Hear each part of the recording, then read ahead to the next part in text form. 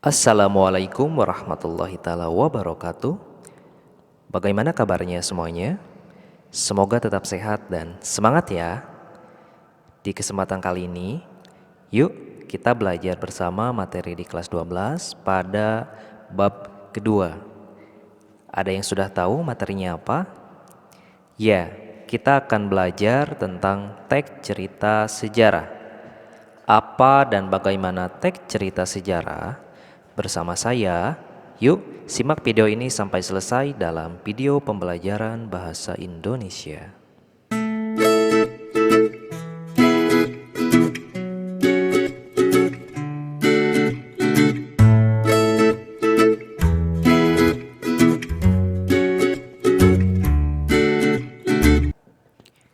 Nah adik-adik, apa sih pentingnya sejarah kita pelajari?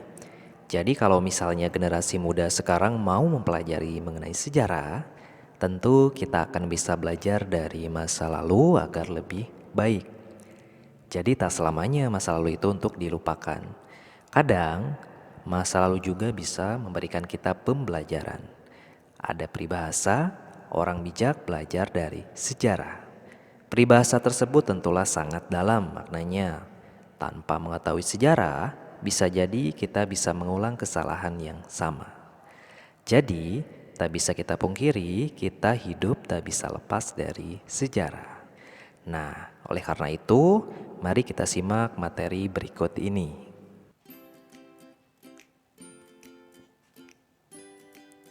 Sejarah menurut KBBI adalah pengetahuan atau uraian tentang peristiwa dan kejadian yang benar-benar terjadi pada masa lampau.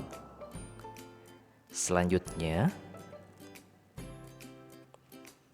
dalam penyajiannya, sejarah dibedakan menjadi dua. Yang pertama, sejarah sebagai karya ilmiah. Yang kedua, sejarah sebagai inspirasi karya seni sastra dan film. Penjelasannya, sejarah disajikan dalam bentuk karya ilmiah, artinya dalam penulisannya jenis ini harus mengandung unsur keilmiahan yang objektif. Tidak diperbolehkan ada penambahan atau pengurangan fakta. Apa yang terjadi harus ditulis sesuai fakta yang ada. Tidak boleh ada rekaan atau disisipi imajinasi penulis. Contohnya, dalam tulisan ada catatan sejarah, catatan perjalanan, biografi, diktat, dan karya jurnalistik. Sedangkan dalam audiovisual ada video dokumenter atau video jurnalistik.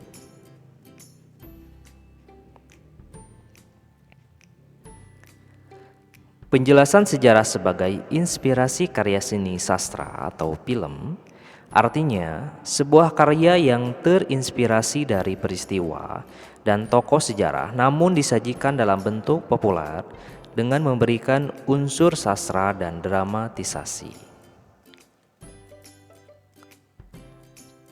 Contohnya, novel, cerpen, pentas teater, drama, atau film yang di dalamnya memiliki muatan sejarah. Untuk lebih jelasnya, yuk kita simak video berikut ini. Oke, lanjut. Candi yang merupakan candi bagi umat Hindu ini memiliki gaya arsitektural yang berbeda dengan Candi Borobudur.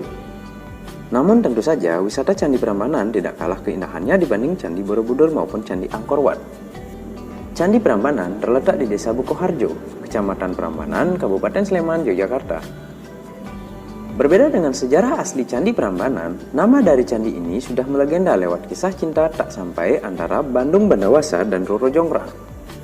Konon, menurut legenda, Roro Jonggrang meminta 1000 candi dalam satu malam sebagai syarat lamaran Bandung Bandawasa. Melalui bantuan makhluk jin, Bandung Bandawasa mampu menyelesaikan 1000 candi yang pada akhirnya digagalkan sendiri oleh Roro Jonggrang.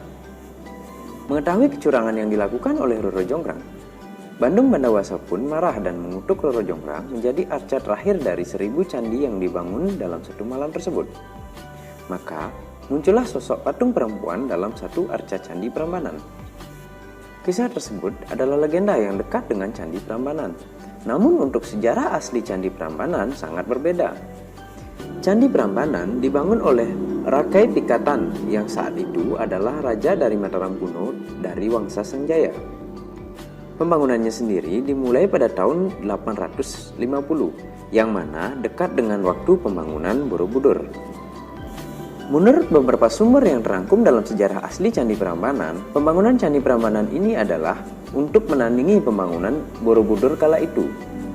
Ditambahkan menurut prasasti Sivarga, pembangunan ini dilakukan untuk menghormati Dewa Siwa yang merupakan dewa tertinggi umat Hindu. Namun, kejayaan Candi Prambanan pun sirna ketika pada akhirnya Empu Sendok, raja terakhir Mataram kuno dari Wangsa Sanjaya, memindahkan pusat kerajaannya ke daerah Jawa Timur.